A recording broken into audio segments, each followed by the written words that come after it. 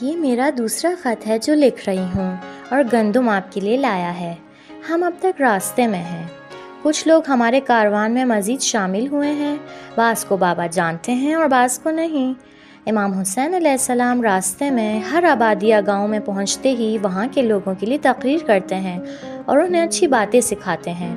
وہ لوگوں سے کہتے ہیں یزید جو کہ بہت برا اور ظالم ہے، اس کے زور زبردستی اور ظلم کے سامنے نہ جھکیں۔ امام لوگوں سے فرماتے ہیں کہ میری مدد کریں اور مجھے اکیلا نہ چھوڑیں، ہوا بہت گرم ہے۔ بابا بتا رہے تھے کہ کچھ لوگ کوفے سے آئے ہیں اور کہہ رہے ہیں کہ نہیں جائیں۔ کوفے کے لوگوں کی عادت ہے وعدہ خلافی کرنے کی، لیکن امام حسین علیہ السلام نے فرمایا نہیں، میں نے ان سے وعدہ کیا ہے کہ ان کی مدد کے لیے آؤں گا۔ آج جب کہ ایک آبادی میں رکے تو سکینہ یا کچھ لوگ انہیں رقیہ بھی کہتے ہیں، اس کے ساتھ کھیلنے لگی۔ وہ مجھے بی بی رباب کے خیمے لے گئی۔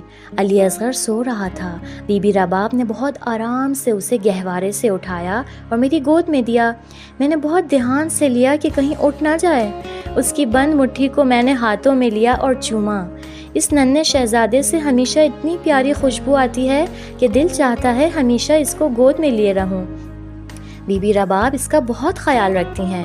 رات کو اس پر ایک نازک کپڑا ڈالتی ہیں کہ مچھر وغیرہ نہ کاٹیں۔